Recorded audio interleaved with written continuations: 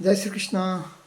Gita olympiad 2025 के लिए मैं कैलाश चंद्र टेलर ये वीडियो प्रस्तुत कर रहा हूँ। इसमें हम अध्याय 3 के श्लोक संख्या 22 से श्लोक संख्या 32 तक लेने वाले हैं। कुछ पहले उनके ऊपर चर्चा और उसके बाद में श्लोकों का पठन। तो 22वें श्लोक में भगवान स्वयं अपना दृष्टांत देते हुए कर्म करने से लाभ और कर्म न करने से हानि का कथन करते हैं। वे कहते हैं कि हे अर्जुन, मुझे इन तीनों लोकों में न तो कुछ कर्तव्य है और न कोई प्राप्त करने योग्य वस्तु अप्राप्त है, तो भी मैं कर्म में ही बरतता हूँ। क्योंकि हे पार्थ, यदि कदाचित मैं सावधान होकर कर्मों में न बरतूँ तो बड़ी हानि हो जाए, क्योंकि मनुष्य सब प्रकार से मेरे ही मार्ग का अनुसरण करते हैं। इसलिए यदि मैं कर्म न करूं तो ये सब मनुष्य नष्ट भ्रष्ट हो जाएं और मैं संकरता का करने वाला हूं तथा इस समस्त प्रजा को नष्ट करने वाला बनूं। 25वें और 26वें श्लोक में भगवान कह रहे हैं कि ज्ञानी के लिए भी लोक संग्रहार्थ स्वयं कर्म करने का और दूसरों से कर्माने का विधान है। भगवान कह रहे हैं कि हे भारत, कर्म में आसक्त हुए अज्ञानी जन जिस प्रकार कर्म करते हैं, आसक्ति रहित विद्वान भी लोक संग्रह करना चाहता हुआ उसी प्रकार से कर्म करे। तथा परमात्मा के स्वरूप में अटल स्थित हुए ज्ञानी पुरुष को चाहिए कि वह शास्त्रविहित कर्मों में आसक्ति वाले अज्ञानियों की बुद्धि में भ्रम पैदा न करे, भ्रम उत्पन्न न करे, अर्थात उनके कर्मों में अश्रद्धा उत्पन्न न करे, किंतु स्वयं भी शास्त्रविहित समस्त कर्म करता हुआ उनसे भी वैसे ही करवाए। 27वें श्लोक में मूढ़ पुरुष का लक्षण बताते हुए भगवान कह रहे हैं कि हे अर्जुन, वास्तव में संपूर्ण कर्म सब प्रकार से प्रकृति के गुणों के द्वारा किए जाते हैं, तो भी जिनका अंतःकरण अहंकार से मोहित हो रहा है, ऐसे अज्ञानी मैं करता हूँ ऐसा मानते हैं।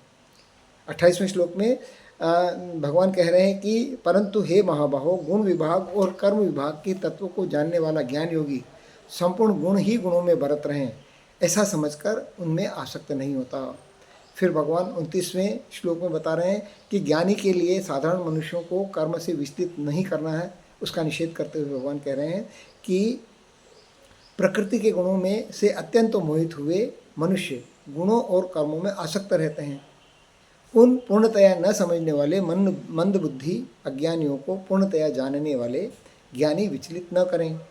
अर्जुन को आशा, ममता आदि का सर्वथा त्याग करके भगवत अर्पण बुद्धि से युद्ध करने की आज्ञा देते हुए भगवान 30वें श्लोक में कह रहे हैं कि हे अर्जुन, तू मुझ अंतर्यामी परमात्मा में लगे हुए चित्त के द्वारा संपूर्ण कर्मों को मुझ में अर्पण करके आशा रहित, ममता रहित और संताप रहित होकर युद्ध कर।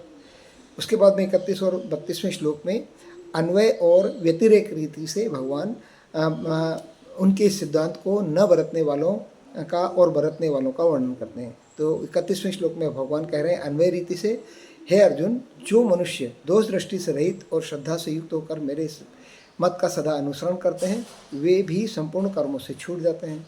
और अब व्यतिरेक रीति से भगवान कह रहे हैं कि भगवत सिद्धांत के अनुसार न बरतने वालों का पतन हो जाता है। कैसे? जो मनुष्य मुझ में दोषारोपण करते हुए मेरे इस मत के अनुसार नहीं चलते हैं, उन मूर्खों को तू संपूर्ण ज्ञानों में मोहित और नष्ट हुए ही समझ। इस प्रकार इस 32वें श्लोक तक भगवान का यह प्रकरण पूरा होता है। कर्मयोग के बारे में भगवान पूरी चर्चा करते हुए इस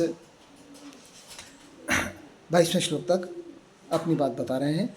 अब हम इनका पठन करेंगे। श्लोक संख्या 22 से 32वें श्लोक तक भगवान ने अपनी बात कही है। तो श्लोक संख्या 22 से हम शुरू करते हैं।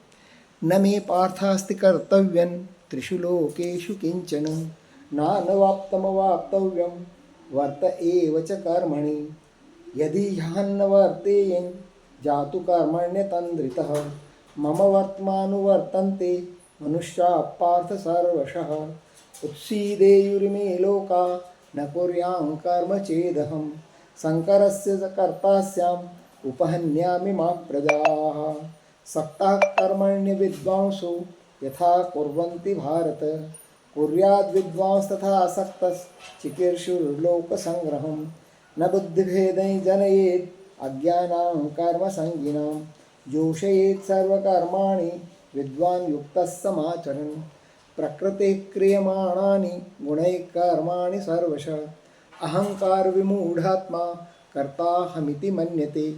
तत्त्ववित्तु महाबाहो गुणकर्मविभागयोः। गुणागुणेषु वर्तन्त इति मत्वा न सज्जते। प्रकृतेर्गुणसम्मूढा सज्जन्ते गुणकर्मसु। तान् कृष्णविदो मन्दान् कृष्णविन्न विचालयेत्। मयि सर्वाणि कर्माणि सन्न्यस्याध्यात्मचेतसा। निराशीर्निर्ममो भूत्वा युध्यस्व विगतज्वरः। ये मे मतमिदं नित्यम् अनुतिष्ठन्ति मानवाः। श्रद्धावन्तो न सूयन्तो मुच्यन्ते तेऽपि कर्मभिः। ये त्वेतदभ्यसूयन्तो नानुतिष्ठन्ति मे मतम्। सर्वज्ञान विमूढांस्त्वान् विद्धि नष्टान चेतसः। जय श्री कृष्ण।